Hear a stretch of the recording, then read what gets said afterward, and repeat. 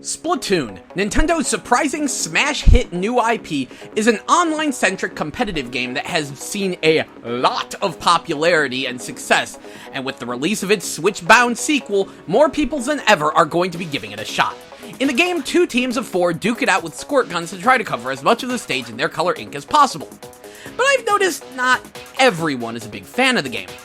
A number of people have gone into Splatoon thinking of it as Call of Duty for kids and viewing the focus on covering the stage with ink rather than taking out your opponents as Nintendo's E-rated kidification of the genre, and have thus come away salty.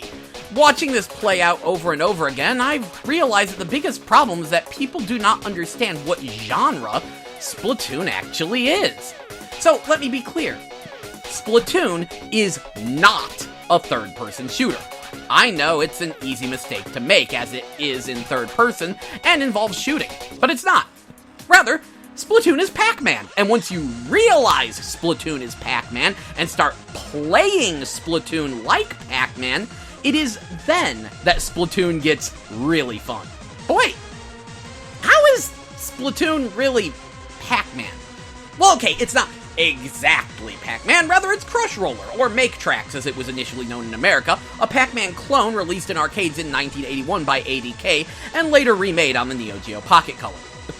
Look, let me describe the game and maybe you'll see what I mean. In Crush Roller, you play a paintbrush, and your goal is to paint the entire maze in your paint. While you do this, you have to run away from 2 fish swimming in your paint while dealing with cats and dogs who walk all over your paint, leaving paw prints and requiring you to paint over that spot again. The only way to take out your enemies is to run them over with a giant paint roller. Yeah, you see it now too, don't you? You could probably guess how I achieved this revelation when using the roller weapon in Splatoon and shouting, "Ha! I just crushed you! With roller!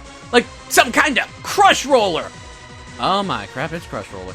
Of course, Splatoon is more than just an old Pac-Man clone from 1981. It's a 4-on-4 online competitive 3D Pac-Man clone where players act as both Pac-Man and the ghosts, presumably Inky, at the same time with a variety of different weapons and abilities, but at its core, Splatoon is a Pac-Man clone.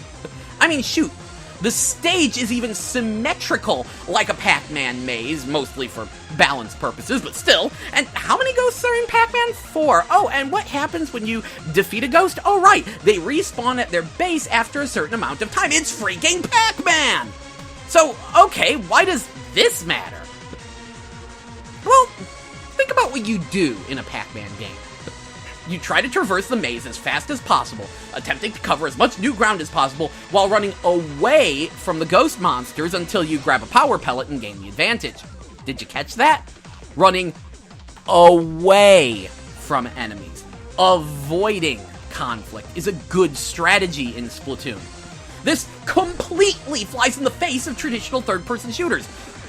The idea of a third-person shooter where not only do you not get points for killing people, but running away from people is rewarded? It sounds awful! But that's exactly what Pac-Man is, and it's awesome! Everyone loves a bit of Pac-Man, right? That's why you have to realize that the game you're playing is Pac-Man. Now, that's not to say that taking out enemies doesn't matter. Indeed, it means one less Pac-Man to worry about for a small amount of time. Taking out enemies does help the team, but you have to be good at it. You have to be a ghost monster. You have to hunt and eradicate fast. A friend of mine actually plays this way, using the Luna Blaster. He keeps his opponents out of the game so his team can paint unopposed. And that's the key here. Speed. Splatoon is a fast game. If Splatoon is slow and boring to you, oh god, you are playing it so wrong. See, you're on a 3-minute time limit. You have to cover as much of the stage as you can in 3 minutes. That means you need to move. Splatoon accommodates this. By swimming in your ink, you move at least twice as fast, and you can launch yourself wherever your teammates are, getting yourself to the front lines as soon as possible. But what this also means is, egad, do not sit there trying to cover every millimeter of the stage in ink. It doesn't work. That time could be better spent running ahead and covering huge swaths of new ground in ink. So go fast! This then leads to an important screw-up that needs to be explained. In both Splatoons, you start with the Splattershot Jr. The first new gun you can get is the Splattershot. Many people trade their Splattershot Jr. for the normal Splattershot. This is a mistake. The Splattershot Jr., in the original Splatoon anyway, it got kind of nerfed in 2, is one of the best weapons in the game, and the Splattershot Normal was one of the worst. See, the big difference is that the Junior has less range but a higher rate of fire, while the regular Splattershot has more range and a lower rate of fire. This results in a gun that shoots too far and leaves a lot of the area in front of you unpainted, causing players to shoot at their feet, thus negating the point of having so much range and rendering the advantage completely pointless. Thankfully, Splatoon 2 remedies this to a degree, it seems, with drippier shots that cover more space in front of you, but I felt the need to point out the common mistake. My point is, do not expect a weapon to be better just because it's new. There's a test fire range in the game for a reason. But why build a game like this? You know, I think I have the answer. To be blunt, being a noob is suffering. See, I'm not a big FPS guy, but there was one time when I rented Halo 3 and tried to play online once we finally got the broadband at my house, and it was the worst online gaming experience I've ever had. See, I couldn't find anyone. The rooms were empty. I'd run around desperately trying to find someone to shoot, and I'd just randomly fall over. Obviously, someone was hiding and sniping me, and me, with no knowledge of the stage and common sniper points because I just started playing 3 minutes ago, meant I couldn't really do anything. It was lame, it was boring, it was not fun. No, what else sucks? When you're new to a fighting game and you fight someone and they just have you locked in a combo for the whole match, unable to move or counter or do anything. I mean, look, there's losing, and then there's why do I even have a controller? Skill gaps kinda suck. But Splatoon is the opposite of this experience. See, by focusing on painting the stage, a slightly indirect sort of conflict, rather than direct conflict with other players, even the noobiest of noobs can contribute.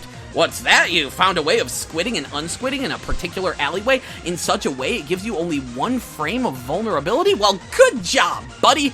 But that doesn't matter. What matters is that your campy butt is sitting around while that noob over there is sneaking around the stage splatting your freaking base camp. It doesn't matter how good your aim is or how sick your maneuverability is if someone is avoiding you. But that doesn't mean those skills don't matter either, just that the most important skill is basic Pac-Man gameplay. You can get good at Splatoon, absolutely, but noobs still contribute and stand a chance. Maybe it's not for everyone, but as someone who's been on both sides of the spectrum, I appreciate this design concept.